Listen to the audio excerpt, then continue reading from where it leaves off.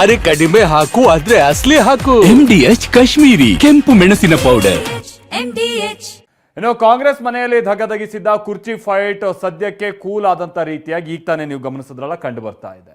ಆದ್ರೆ ಇದೇ ಕುರ್ಚಿ ಕಾಳಗ ಮತ್ತೊಂದು ವಾಗ್ಯುದ್ಧಕ್ಕೆ ವೇದಿಕೆ ಮಾಡಿಕೊಟ್ಟಿದೆ. ಹಳೆ ದೋಸ್ತಿಗಳು ಹೊಸ ಕುಸ್ತಿಗೆ ಇಳಿದಿದ್ದಾರೆ. ಡಿಕೆ ಮತ್ತು HDK ಸ್ವಾಮೀಜಿಗಳ ಬೆಂಬಲದ ವಿಚಾರವಾಗಿ ಮಾತಿನ ಯುದ್ಧವನ್ನ ಸಾರ್ತಾ ಇದ್ದಾರೆ.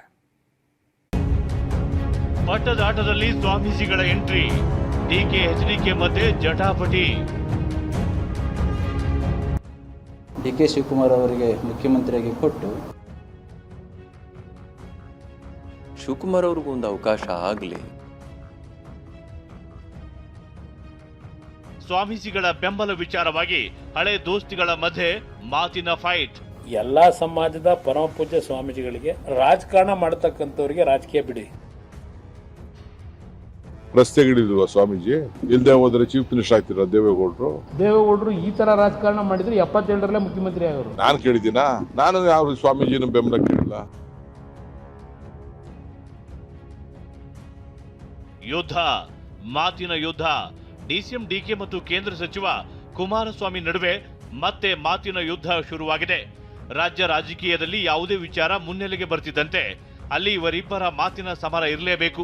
ಇದೀಗ ಕುರ್ಚಿ ಕಾಳಗ ಸೈಲೆಂಟ್ ಆದ್ರೂ ಸ್ವಾಮೀಜಿಗಳ ಬೆಂಬಲ ವಿಚಾರವಾಗಿ DK ಮತ್ತು HDK ಮಧ್ಯೆ ಮಾತಿನ ಸಮರ ಏರ್ಪಟ್ಟಿದೆ. ತಪ್ಪುಗಳು ನಮ್ಮಿಂದ ಆಗಿರುತ್ತವೆ, ಅದಕ್ಕೆ ಮಠಾಧೀಶರನ್ನ ಯಾಕೆ ಕರಿಬೇಕು ಬೀದಿಗೆ? ನಾನು ಕೇಳಿದ್ದೀನ? ನಾನು ಯಾವ ಸ್ವಾಮೀಜಿನ ಬೆಂಬಲ ಕೇಳಿಲ್ಲ. ನಾನು ಅವ್ರನ್ನ ಕೇಳಿದ್ನ? ಇವರಿಬ್ಬರ ಮಾತಿನ ಫೈಟ್ ಹೇಗಿದೆ ಅನ್ನೋದನ್ನ ಹೇಳ್ತೀವಿ. ಅದಕ್ಕೂ ಮುನ್ನ ಸ್ವಾಮೀಜಿಗಳು DK ಪರ ಮಾತನಾಡಿದ್ದೇನು ಅನ್ನೋದನ್ನೇ ತೋರಿಸ್ತೀವಿ ನೋಡಿ. ಈಗ ಇರ್ತಕ್ಕಂಥ ಉಳಿದಿರ್ತಕ್ಕಂಥ ಇನ್ನು 2.5 ವರ್ಷಗಳ ಅಧಿಕಾರವನ್ನು ಡಿಕೆ ಶಿವಕುಮಾರ್ ಅವರಿಗೆ ಮುಖ್ಯಮಂತ್ರಿಯಾಗಿ ಕೊಟ್ಟು ಅವರ ವಿಷನ್ನಿಗೆ ಪೂರಕವಾಗಿರ್ತಕ್ಕಂಥ ರಾಜ್ಯವನ್ನು ಕಟ್ಟುವ ಕಾಯಕವನ್ನು ಮಾಡಲಿಕ್ಕೆ ಅವಕಾಶವನ್ನು ಕಾಂಗ್ರೆಸ್ ಪಕ್ಷದ ಮುಖಂಡರು ಮಾಡಿಕೊಡ್ಬೇಕು ಅಂತಕ್ಕಂಥದ್ದು ಸರ್ವ ಭಕ್ತರ ಒಂದು ಅಭಿಪ್ರಾಯ ಕೂಡ ಇದೆ.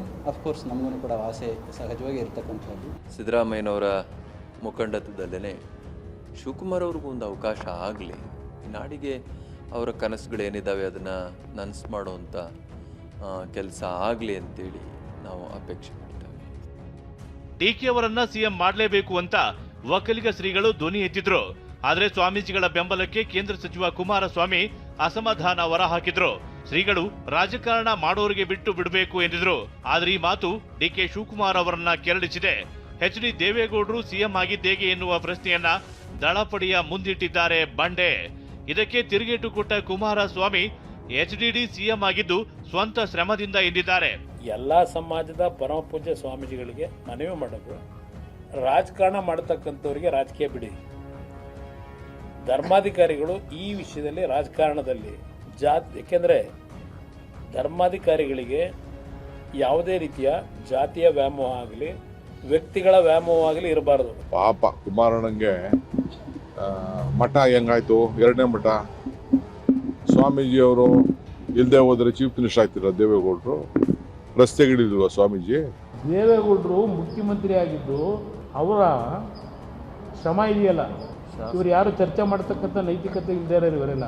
ದೇವೇಗೌಡರು ಈ ಥರ ರಾಜಕಾರಣ ಮಾಡಿದರೆ 77ರಲ್ಲೇ ಮುಖ್ಯಮಂತ್ರಿ ಆಗೋರು. ಅಲ್ಲೇ ನಾವು ಸ್ವಾಮೀಜಿಗಳನ್ನು ಮುಂದಿಟ್ಕೊಂಡು ಏನು ಮಾಡಲಿಲ್ಲ. ಇಲ್ಲ ಸ್ವಾಮೀಜಿಗಳು ದೇವೇಗೌಡರನ್ನ ಮುಖ್ಯಮಂತ್ರಿ ಮಾಡಿ ಅಂತ ಏನು ಸಂದೇಶ ಕೊಟ್ಟಿದ್ರ? ಇಲ್ಲ, ಅವ್ರ ಪಾಪ ಹೇಳ್ಕತ್ತಾರೆ.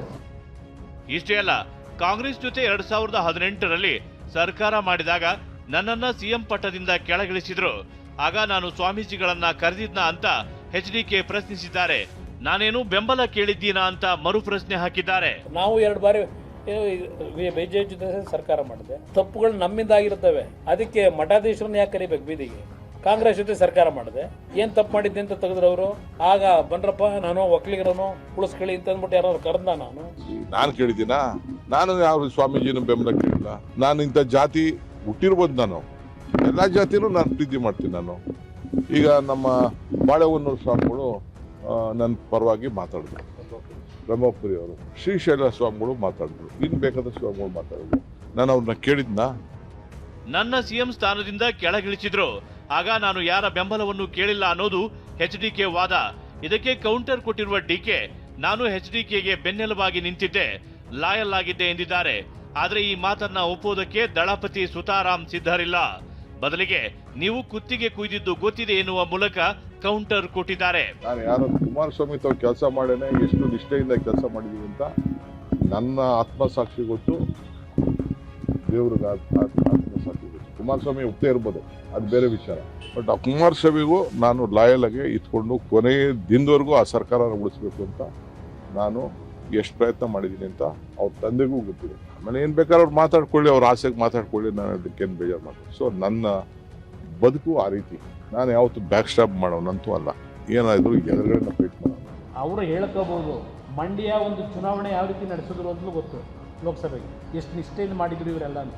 ಎಲ್ಲ ಹೊರಗಡೆ ಡ್ರಾಮಾ ಮಾಡಿ ಕುಮಾರಸ್ವಾಮಿಗೆ ಅದೆಂಥ ಮಂಡ್ಯ ಅಂತ ಹೇಳ್ಕೊಂಡು ಎಲ್ಲೆಲ್ಲಿ ಕುತ್ತಿಗೆ ಕೂದಿದ್ರು ಅನ್ನೋದು ಗೊತ್ತಿದೆ ನನಗೆ. ಹೀಗೆ ಮಾತಿಗೆ ಮಾತಿನ ಮೂಲಕವೇ ತಿರುಗೇಟು ಕೊಟ್ಟ ಡಿಕೆ ಕುಮಾರಸ್ವಾಮಿ ವಿಶ್ವಮಾನವರು, ಅವರಿಗೆ ಯಾರ ಬೆಂಬಲವೂ ಬೇಡ ಅಂತ ಲೇವಡಿ ಮಾಡಿದ್ರು. ಈ ಹೇಳಿಕೆಗೆ ತಿರುಗೇಟು ಕೊಟ್ಟ ಎಚ್ಡಿಕೆ, ನಾನು ನಿಮ್ಮಂತೆ ಸರ್ವಜ್ಞನ ವಚನ ಹೇಳಿಲ್ಲ, ವಿಶ್ವಮಾನವ ಅಂತ ಹೇಳಿಕೊಂಡಿಲ್ಲ ಅಂತ ಅದೇ ದಾಟಿಯಲ್ಲಿ ತಿವಿದಿದ್ದಾರೆ. ಇವರೇನ ಬಿಡಿ, ಅವರು ವಿಶ್ವಮಾನವರು, ಬಹಳ ದೊಡ್ಡವರು. ಅವ್ರಿಗೆ ಯಾರ ಆಶೀರ್ವಾದ ಬೇಡ ಅವರಿಗೆ. ಅವರು ಮಠ ಯಾವತ್ತೂ ಉಪಯೋಗಿಸ್ಕೊಳ್ಳಿಲ್ಲ, ವಕ್ಲವ್ಯವಸ್ಥೆನ ಉಪಯೋಗಿಸ್ಕೊಳ್ಳಿಲ್ಲ, ಜಾತಿ ಉಪಯೋಗಿಸ್ಕೊಳ್ಳಿ. ಅವರೆಲ್ಲ ಬಹಳ ದೊಡ್ಡವರು. ನಾನು ವಿಶ್ವಮಾನವ ಅಂತಲೂ ಹೇಳ್ಕೊಂಡಿದ್ದೆ. ನಾನು ಹೇಳಿದ್ದೇನೆ, ನಂದು ಒಂದು ತಾಯಿ ಹೃದಯ ಇದ್ದಾಗೆ ಮಾನವೀಯತೆ ಅನ್ನೋದನ್ನು ಕಲ್ತಿದ್ದೇನೆ.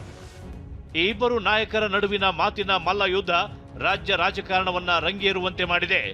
ಏಟಿಗೆ ಎದುರೇಟು, ಮಾತಿಗೆ ಮಾತು ಬೆಳೆಸ್ತಿರುವ ಬೆಳವಣಿಗೆ ಅದ್ಯಾವ್ಯಾವ ವಿಚಾರಗಳನ್ನ ಒಳಗೊಳ್ಳುತ್ತೆ ಎನ್ನುವ ಕುತೂಹಲ ಮೂಡಿಸಿದೆ. ಶಿವಮೊಗ್ಗದಿಂದ ಬಸವರಾಜ್ ಜೊತೆ ಅನಿಲ್ ಕಲ್ಕೆರೆ, TV9 ಬೆಂಗಳೂರು. MDH ನ ಕಿಚನ್ ಅಲ್ಲಿದ್ರೆ ನಾವು ಎಲ್ಲವನ್ನು ಮಾಡಬಹುದು. ಬೆಂಗನ್ ಕಾ ಬರ್ತಾ, ಆಲೂ ಗೋಬಿ, ಭಿಂಡಿ ಮಸಾಲಾ, ಇನ್ನೂ ಬಹಳಷ್ಟು.